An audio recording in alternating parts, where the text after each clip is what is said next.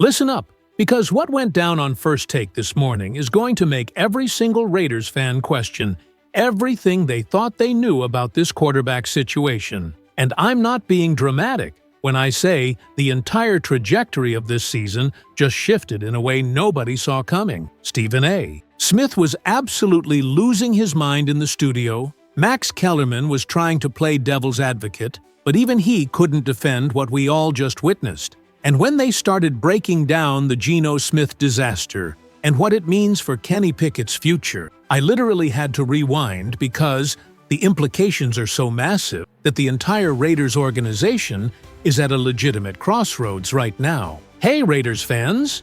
If you're following along with this analysis, I have a dream to hit 1,000 subscribers on this channel. It would be incredible to have you on this journey with me. Go ahead and subscribe, hit that notification bell, and let's grow together. Your subscription means the world to me and the future of this channel. Now, let's keep going because there's still so much more to discuss. So I'm watching First Take right as they're going through their morning NFL recap, and suddenly, the entire show pivots to this emergency Raiders segment. And you could feel the energy in that studio change, because this isn't just another bad quarterback performance. This is a complete organizational reckoning that's been building for weeks and finally exploded on national television against Chicago. The panel had statistics pulled up, film breakdown cued, and when they started connecting all the dots about how we got here and where this goes next, it became crystal clear that Las Vegas is staring down a quarterback controversy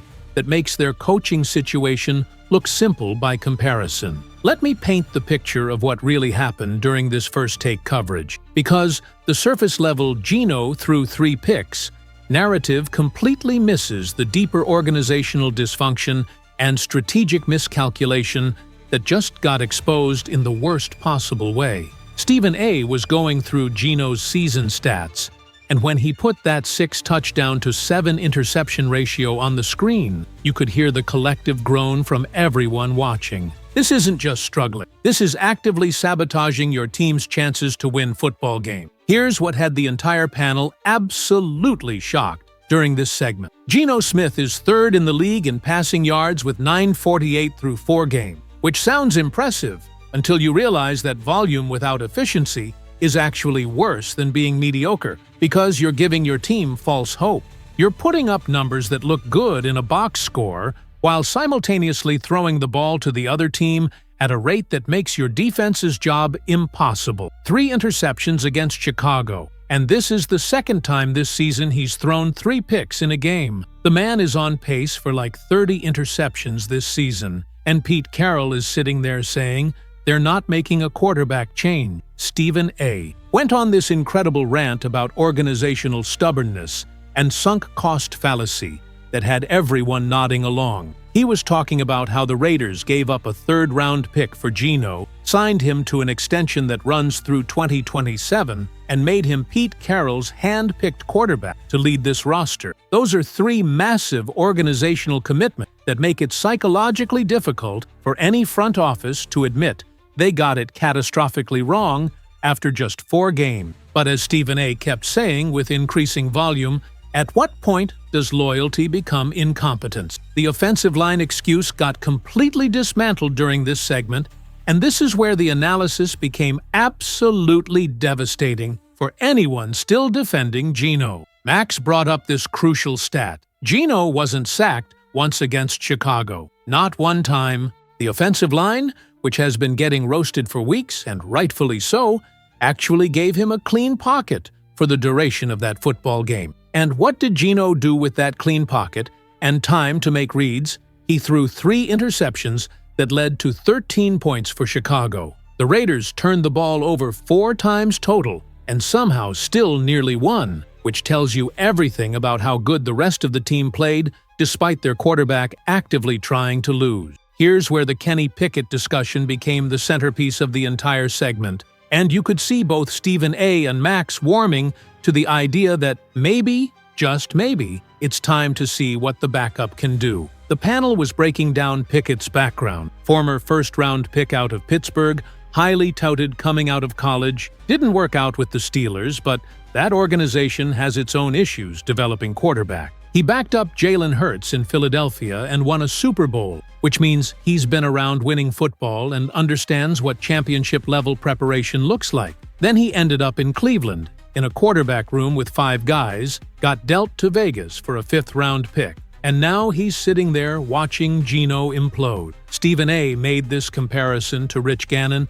that was absolutely brilliant and showed real historical perspective. He talked about how Gannon was considered an afterthought for years, bouncing around the league, going through periods of complete irrelevancy, and then finding his home with the Raiders, where everything clicked. Maybe Geno found his home in Seattle last year, and this Vegas stint is just the sad final chapter. But maybe, and this is where the conversation got really interesting, maybe Kenny Pickett is actually the Rich Gannon story waiting to happen. The Sam Darnold parallel became another major talking point, and Max was making this argument about how some quarterbacks just need the right situation and the right timing to unlock what they're actually capable of. Darnold looked completely washed in New York and Carolina, then goes to Seattle as a backup, develops behind the scenes, and suddenly he's looking competent again. Not saying he's elite, but he's functional, which is a massive upgrade from where he was. Could Pickett follow that same trajectory in Vegas? But here's the reality check that the First Take panel kept coming back to. And this is where Pete Carroll's loyalty becomes such a massive factor. Carroll said explicitly, they're not making a quarterback change after the Chicago loss, which means at minimum, Geno is getting Week 5 against Indianapolis. And based on everything we know about Carroll's personality and coaching philosophy, he's probably getting Week 6 too, because Carroll is legendarily loyal to his guys and will fight with them until the bitter end. The question becomes, at what point does the evidence become so overwhelming that even Carroll can't ignore it anymore? If they lose to Indianapolis with Geno throwing 2 or 3 more picks, does that finally trigger the change? What about if they're 1-5 heading into a crucial divisional stretch? The panel was speculating about these inflection points because everyone watching can see where this is heading, but the coaching staff seems determined to learn these lessons the hard way. The Colton Miller injury got significant attention during the segment as well, and this is where you realize the Raiders' problems are compounding in ways that make the quarterback situation even more urgent. Miller went down with a high ankle sprain, which typically means 2 to 4 weeks on the sideline. He's their best offensive lineman, their left tackle protecting the blind side, and now they're plugging in Thayer Munford, or whoever else they can find to fill that spot. So not only is Geno struggling when he has protection, now you're asking him to function with a patchwork offensive line missing its best player. Stephen A. made this point about championship windows and urgency that really resonated. He said, the Raiders are running out of time to salvage anything from this season, and every week you waste with a quarterback who's actively losing games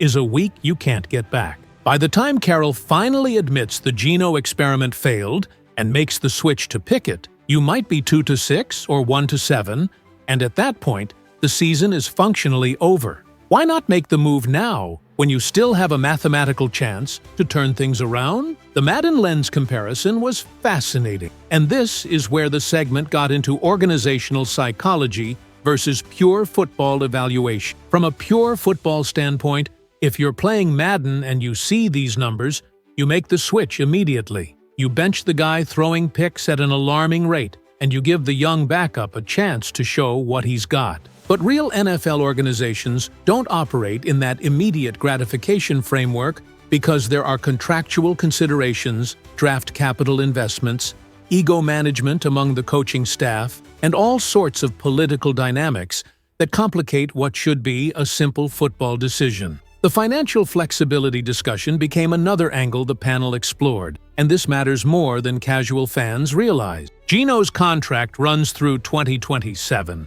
But it's structured in a way that actually gives the Raiders options to move on if they need to. This isn't like some nightmare guaranteed money situation where they're stuck with him no matter what. If they want to cut bait after this year and eat some dead cap while moving forward with a drafted quarterback or another veteran, they can do that. The extension isn't this insurmountable obstacle that forces them to stick with Geno for multiple years. The draft conversation became the natural endpoint of this discussion, and both Stephen A. and Max were speculating about whether the Raiders start looking toward next year's quarterback class if this season completely falls apart. Do they tank for position?